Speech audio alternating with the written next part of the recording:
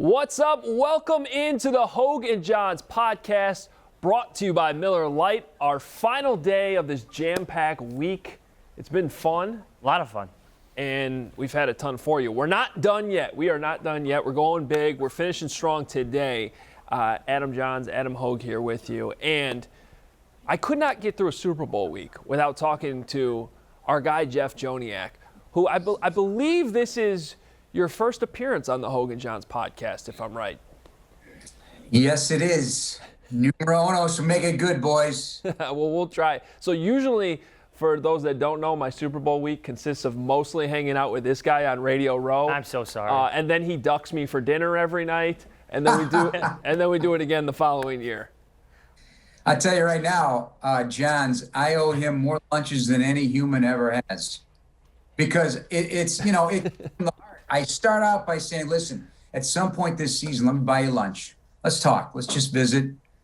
Season goes by fast. Never have that lunch. So I'm pretty much in big trouble one day. You owe me more lunches than Tom Brady has Super Bowls. Yeah. I agree. We'll count this as one of them, though. Jeff Joniak, thanks so much for joining us. So let's start here. First of all, you got to call one of these Super Bowls. So I wanted to start this conversation there and take you back down memory lane, what it was like to call a Super Bowl on the radio. Well, first of all, you don't grow up. I didn't grow up thinking I was going to be in this business to begin with. And when you get the rare opportunity to become a play-by-play guy for a team, it's not taken lightly, obviously, and it's the charter franchise of the National Football League. And then you say, oh my gosh, you're going to get to call a Super Bowl. So I'll never forget the day, because it was a super long day. We had to do television before the day. And so you're just waiting for the kickoff. You got those butterflies going. And all I just wanted to do was get, flashbulbs popping and let's just go. And, I always tell this story because on the Hester return, he had this patented one cut up field, and he made it on that return. And so half of my brain's calling the return, and the other half is saying, oh my God, he's going to score. Like, you got to nail this. And it's weird, but that's exactly how it was like in slow motion. And it's always left unsaid, but Matt Giordano of the Colts almost caught him from behind. He got him tripped up in the end zone because Devin was looking at that screen, watching himself, and he eased up a little bit. Can you imagine if he would have caught him? But I remember right before, there's an NFL Firms version of it, and right before that, I went through all the statistics about how bad kick coverage was for the Colts. And NFL Films put it in their review of it. But not for 1 second, not 1 second did I ever think that anybody would return the opening kickoff for a touchdown. So I learned my lesson: be prepared for anything. Where does that return rank amongst your all-time favorites? Obviously, you got the Devin Hester jersey right behind you.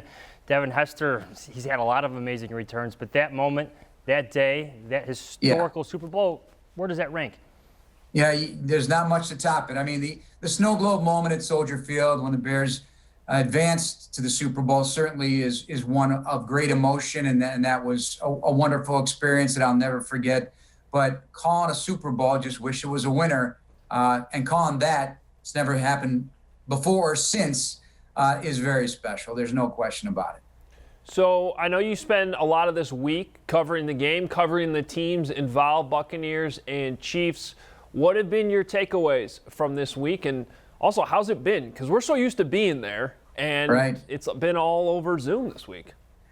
Well, it's certainly not unusual from that regard because we've been used to it since March, but very unusual indeed. But I got to give a tip of the cap to the NFL. I mean, they did a fabulous job of availability. The Zooms were very technologically sound, and, that's always a crapshoot. You never know what you're going to get. For radio purposes, it was very good, and you could download anything. So if you didn't get the live version, you could dig through 45 minutes per athlete or coach if your heart desired. So, in that regard, outstanding.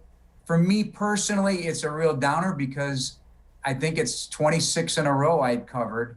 And so I had a nice streak going. It was always the game I enjoyed going to because you can't do anything during the game except take notes and form your thoughts. You weren't calling the game. I was always calling games in my head, but and you wait for the great moments and the ones that live forever. And so I've been fortunate, as you have, Adam, both Adams, to see some memorable Super Bowls in these 2+ decades. And so missing that is something of a void. It feels weird that I'm not going to be there, detailing the history of this game. This whole season must have felt weird for you, Jeff. Just take me through the process of calling games when you're not at every game. You miss the fans, you miss the momentum swings. What was that like for you week after week? Well, it was very challenging, but also very rewarding, because not for a minute did I think they were going to get every game in. And I was worried about not having a season. And you guys know me better than most. I am a worrywart by nature. So every week, worried, being safe, being able to say, okay, I'm COVID-free and I'm going to be able to call the game. That was a constant stressful moment. Who's coming into my home? There's all sorts of weirdness about it that, I had to be careful. And I had to count on Tom Thayer and Paul Zarang, the only 3 people that were in our booth at WBBM in the WBBM culinary studio. We had quite the setup, and thanks to WBBM and all their engineers and all the techniques that Paul Zarang, who he's been with us for a very long time, managed to pull together. So honestly, on those road games, I was crushed. We went to the Detroit game, and that was in and of itself a challenge because there was nobody with us. It was Tom and I and Paul. There's no spotter, no statistician, no producer, no sideline guy. So it isn't the same broadcast, but I'll be doggone if we didn't make it sound like the same broadcast. And I was really proud of what we churned out. Did we make some mistakes? Absolutely. We were, beholden to technology, not the screen going black a couple of times, or not able to see the finishing of a play for Tom to analyze, or in the LA Rams game, not knowing that Tyler Rapp did have an interception, wondering why everybody celebrated when I said it was a pass breakup and, the Bears going to take another crack at the end zone, but things like that. But I honestly felt like I was there at times. I want this to be a one-off, boys. I don't want to have to do this again. But for all the play-by-play guys in all the sports that go through this each and every week, man, a tip of the cap, because it's not simple. It's not easy, but you got to make it feel like you're there. Home games, we did. That was unique in and of itself, too, because I couldn't take my headset off at all because it was so pin drop quiet. It felt like I was watching 22 guys playing at the park. It was just weird. And I had to keep my headset on with the crowd noise cranked up very loud. And we did have fake crowd noise for my purposes. Paul Zarang had recorded the Seattle Seahawks years ago, the crowd, and we all know how big that is. And I had that going on loop in my ear. Wow, that's pretty cool. So you had Seahawks fans cheering the whole game. Yes, I did. So training camp, little side story from training camp. Training camp, we got about, 10, 12 days we actually got to watch practice this year, all socially distanced, but there were 2 untouchables at training camp, okay? One of them was Kevin Fishbane, because he had a baby on the way. He didn't want to be anywhere near us for good reason. That might be just usual for him too. And then there was Jeff Joniak too, because and I don't blame you. Hey, Jim Nantz is calling the Super Bowl on Sunday. He called the golf tournament last weekend from home because he just didn't want to risk it. You have to be at the Super Bowl. So I can only imagine how you would be this week if the Bears were playing in the game. Oh my gosh. Well, first of all, evidently I wouldn't be flying down till tomorrow, and that's when the going, or are they going today? I don't know. But yeah, I'd be in a complete cocoon. You have to be. Hey, some of my friends in the league, they had to deal with it. I know my friend in Houston had to do it from home. He got it Thursday before a game. And so he's working with a 10-second delay off of regular television, which, that would have been a challenge.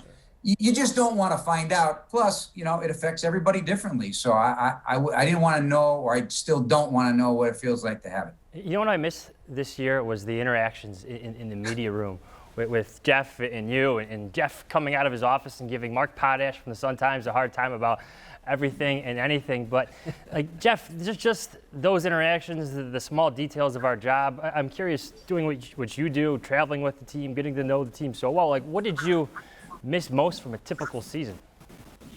Well, I'd be crazy if I didn't. For those who don't know, at Halasaw, I have my own booth, and I have a door which rarely opens. So I'm in a cave with no windows, nothing, just live in that little darkness like the offensive linemen do, right? But when I come out, I want to play. So yeah, I start ribbing everybody and giving everybody the business, whether it be the TV guys, the TV cameramen, you guys, and yeah, you definitely miss that interaction. So forth. And hey, we bounce stuff off each other all the time. What's missing for me from being there every day, and I think Tom Thayer would agree, is just the context, because having that opportunity to visit with people, whether it be players, coaches, or just having a one-on-one conversation with Matt Nagy, is you miss context. I'm not giving away company secrets, nor do I ever ask for them. I would like to have some context, because guys like you break it down for 6 days, every which way. You write about it. You write big columns. You write big stories. The beat writers do their thing, which I have great respect for. But we got to bring you something different on Sunday. We got to save some things. That's why Tom and I really don't talk a lot about what we're going to talk about on the game. We want it to sound fresh and different. So that I would say was definitely a challenge. You missed a lot of that context. Save it for the podcast. That's what we say a lot.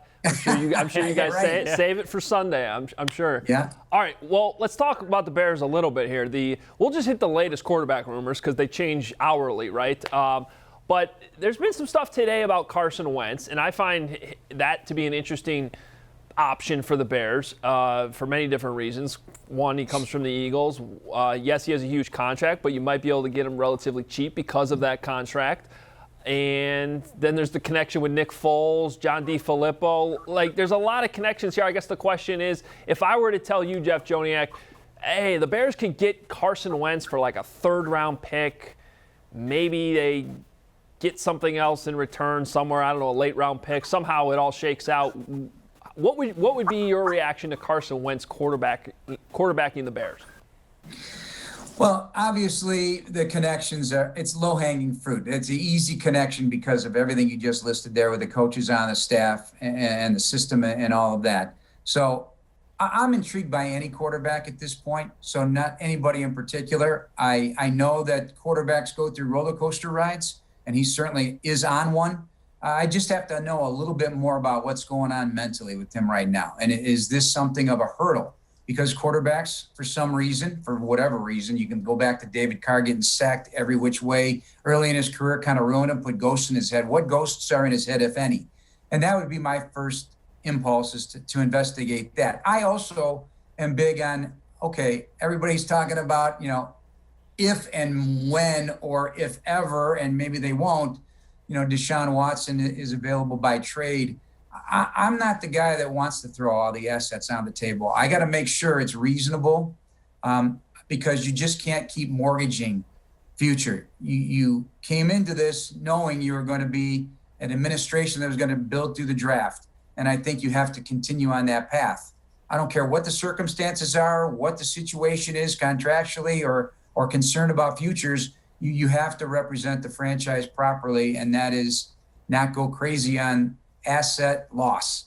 And you got to maintain that. I know the quarterback situation is the most important in football, and you can't win without it, but I'd be measured. Jeff, kind of going off that, what did you learn about the Bears, this team, this year, as they start 5-1, 6-game losing streak? They come back, the Trubisky returns to the lineup, and they're back in the playoff contention, get in the playoffs and lose. But, like, the ebbs and flows of the season, there's that word, that saying, Adam, ebbs and flows. The ebbs and flows of this season. What did you learn about Matt Nagy, this team, and maybe even Mitch Trubisky? Well, the ebbs and flows are going to happen in most cases anyway, but with the pandemic, people could have folded their tents and called it quits, players included. I mean, we're all human. The torture of the day-to-day unknown obviously is difficult for people who are creatures of habit. They like to be in a routine. Tell me what I have to do, put me in a position to succeed. If I believe you, I'm going to go and do my job, and we're going to have a nice play. We're going to string plays together. We're going to win. But I just appreciated the idea that nobody gave up, coaches included. They kept going to the lab, trying to find a way to fix what was wrong, and remodeling that offensive line was one of the first steps. And that was no guarantee that was going to work, and it started to work. And I give credit to the coaching staff, because Ryan Pace and Matt Nagy talk about obsessiveness constantly. Be obsessive. They try to trickle that thinking down to their players, be obsessive about everything you do. And I do believe that is not just lip service. They are obsessively trying to get better every day. And when they take their lumps because of something that didn't go right, or if they're getting criticized from the outside, zip it up, close ranks, don't worry about it, because you can't counter program the criticism. You just got to go about your business, and you got to have a belief system.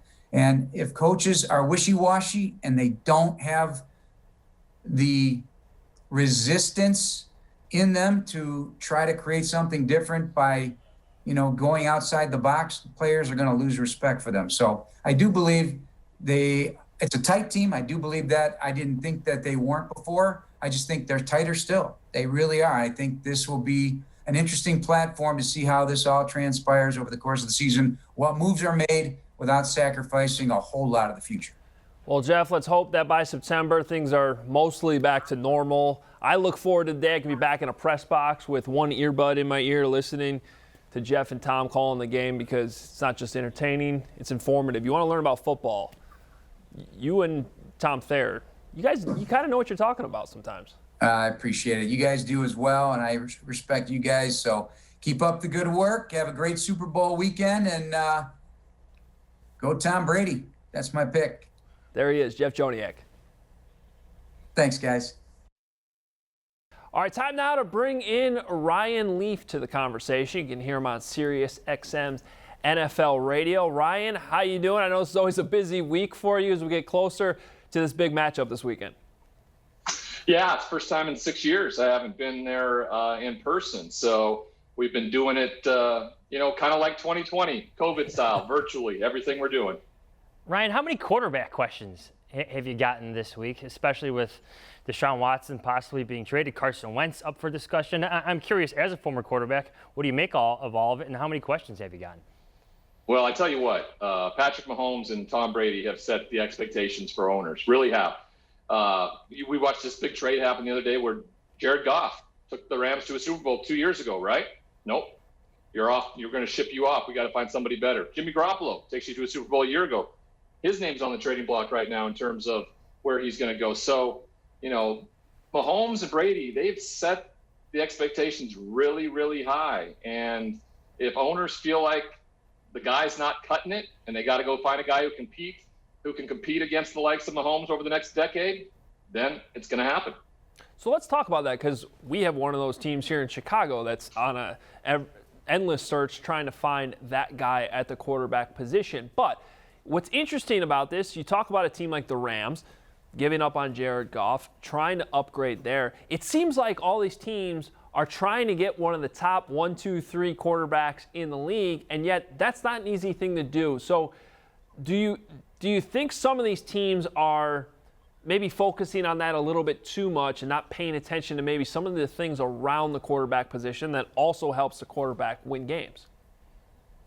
Well, I mean, you could look at a year ago, Jimmy Garoppolo had him right there, right? If it weren't for Patrick Mahomes in the great comeback in the second half, we're talking about the 49ers, and Jimmy Garoppolo is a Super Bowl champion. So, teams feel like they are just a quarterback away. And if that's the case, like the LA Rams, they felt like they were a quarterback away. They went on and got the guy they thought they could do it with. And, it wasn't necessarily the Rams when it started out, but, a little Mexico, little Mexico drama down there. They're match made in heaven. Chicago was hot and heavy in the mix there. I don't think they probably get a lot of credit. They had offered a pretty good package to the Detroit Lions to get Matthew Stafford, and the LA Rams just swooped in and made it work. As a guy who played the position, like the musical chairs that are happening and the expectations that come with it, like do you think it's fair, unfair, like just the sign of the times? Like, I know it was different when you were drafted, but some of this pressure and the expectations that come with it just seems a bit maybe too much for some of these guys. I don't ever want to hear anybody, you guys can say it all you want, but I don't ever want to hear anybody complain about pressure or stress when you're getting paid this much money to play a child's game. So I never want to hear that. We choose to do this. We chose to take all that on. So if they're taking themselves way too seriously, and they have to have a kind of a personality check in the mirror if it's that big a deal. But you also do know about the expectations that come in with being a top pick. So the Bears have had a quarterback here in Mitchell Trubisky, number 2 overall. For him, everything off the field, in the locker room, hardly any complaints there. It just comes down to consistency on the field. How do you evaluate Mitchell Trubisky and maybe how the Bears should handle that situation as he enters free agency? Yeah, I keep him. I think he's an exceptional football player. I think he's a leader of that team. I think he's been hampered a bit by the offensive game planning. They're going to have to go out and get some weapons for him at the wide receiver position. Unfortunately, I think that like you talked about, the turnover is huge. Coaches, and when new coaches come in or rebirth in quarterbacks, you think you turn it over a quarterback and things are going to get better immediately. I think you got a good one there. I simply do. It's a shame that he's compared to the guys that were drafted right after him, and Deshaun Watson and Patrick Mahomes, because they've been, otherworldly. But I do think you have a good one there in Chicago, and he should be given another opportunity because he's a leader of that team, and I really think he can make an impact if given another shot. But like you said, the Bears had interest in Stafford. So I'm curious, when you look at Matthew Stafford's situation, how does that play out in Los Angeles? And then how do you think he would have looked in a Bears uniform? It would have been tough to go within your division. I feel like that would have been weird. And I don't know if Detroit would have ultimately done that, knowing they'd have to play against him twice a year, But the LA move is a good move for him. He felt a kinship with McVay. McVay wanted him. And with what kind of offense Sean McVay runs, Matthew Stafford's going to fit in really well. Now, does that mean they're a favorite in the NFC? No. I mean, they were a contender the last 3 years, right? They were literally a big play away in Lambeau of tying that game up with the Green Bay Packers and getting to the NFC Championship with a one-handed quarterback, essentially. So they're a very good football team, and with the addition of Matthew Stafford, I think they will be a team that can contend a year from now. I don't believe they're the favorite. If Tom Brady comes back, the Bucs are immediately the favorite once again. It sounded like, from what you said earlier, you felt like the Bears, whatever their offer was, I don't know how much you know about that, but whatever their offer was pretty competitive. Do you think it ultimately was a matter of them just being in the same division as why, LA made more sense in terms of if you're Detroit making that deal? I heard that Stafford had limited it to San Francisco and LA at the end. And when some teams came in with some really attractive offers, Matthew finally, was selfish for once. And he said, this is about me now. It's the end of my career. I've gotten beat up for most part of my career. And I won't take a physical for those teams. If you're going to try to ship me to one of those teams, I'm going to refuse the physical. And so he had pretty much let his agent know, Tom Connon, that it was San Francisco or LA, and that's the way it was going to go. I know you don't like the idea of pressure and what some of these guys might be feeling, Ryan, but as a guy who's been through the emotions of entering the NFL, like what type of advice would you give to maybe it's young guys on the move to new teams or these future draft picks, whether it's maybe Trevor Lawrence, for instance? Like what advice would you give them? Well, any new rookie coming in the league, when I would go to the combine every year and when I talked to him, the best piece of advice I could give him was to picture yourself now as the CEO of a Fortune 500 company in terms of nutrition, sleep, mobility, all these things that go into what is going to give you longevity and allow you to get to that second contract, that extension. And the other thing is find a veteran on the team who's played 10, 12 years, who is the consummate pro, and you go ask him how he did it, and then follow his advice verbatim. And that's the best two pieces of advice I could give you, especially as a quarterback stepping into the league, trying to be the leader of a group of men in that locker room. Well, Ryan, it's awesome seeing all the media that you've been doing. Of course, I mentioned SiriusXM and the NFL channel on there. Tell us a little bit about the Believe in the Pac-12 podcast that you have on the Believe Podcast Network. Well, the podcast is just, it's an opportunity for me to talk college ball, and particularly the Pac-12. What is important is the network, the Believe Podcast Network. And it was something that a buddy of mine came to me with. We were talking about how we could get a podcast going, and then he had a bigger idea of kind of making it a local market type of thing. And then it just exploded. And he came to me like probably Mark Zuckerberg did to his buddies and said, hey, why don't you do a podcast, kind of invest in the company here, help me out with it, and you can have 10%. And like he offered it to a bunch of people, and I looked at him like, yes, I think I'm the only one that took him up on it. And now we have 450 shows, over 450 shows on our network. It's growing exponentially. He's done a tremendous job, and I'm just the luckiest guy in the world that I got in on the ground floor, and we're having a blast. All right, well, we certainly encourage our podcast listeners to go check that out. Ryan Leafs, thanks so much for your time. We appreciate it, and enjoy the game on Sunday. You guys, you enjoy it too. Thanks for having me on. All right, let's discuss the latest quarterback rumors involving the Chicago Bears. New guy every single day. It's kind of fun, actually. And I don't think it's going to stop anytime soon until they make a move. And the rumors today are on Carson Wentz. Very interesting situation.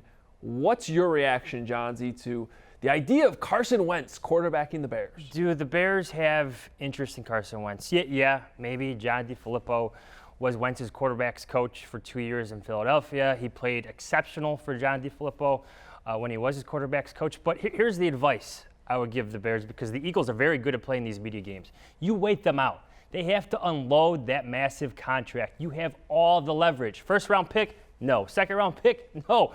Third round pick? Now we're talking. You wait the Eagles out for this situation to unfold because of Wentz's contract.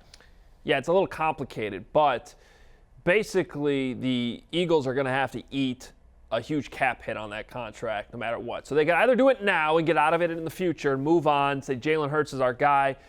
Remember, they had massive turnover there, so you might as well turn over the quarterback position. And there's a big bill that's due. I think it's March 19th. They owe Carson Wentz $10 million.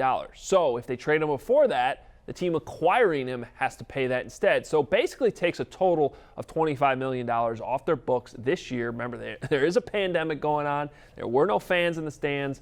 So that is a financial incentive for the Eagles to make this move. And if you're the Bears, and I always say this with these contracts, remember, the team acquiring the player, the contract isn't as bad. In Wentz's case, we're talking about a guy who would be averaging about $23.5 million, which isn't even in the top 15 of starting quarterbacks, and you can get out of the deal after 2 years. That's the question. Is it worth that risk? Can he be saved? Remember, this is a guy in 2019 that threw for over 4,000 yards. 2019. 2019. Did you watch 2020? I did. It was awful. It was disastrous. It was horrendous. But I also know that he threw for over 4,000 yards in 2019, which the Bears have never done. And Mitch Trubisky was a Pro Bowler in 2018 and on the rise. Not really, though. Things change. I mean, he wasn't really a Pro Bowler. But things change, and this Wentz situation just seems too tenuous. Again, you're the Bears. You have some leverage in this. The Colts, you have some leverage in this. You wait the Eagles out. All right, Super Bowl pick. Tom Brady. I love the story. Love the story. And that's the only reason why I'm picking him. You can love the story. Who do you think is going to win the game? Tom Brady. Okay. You're wrong.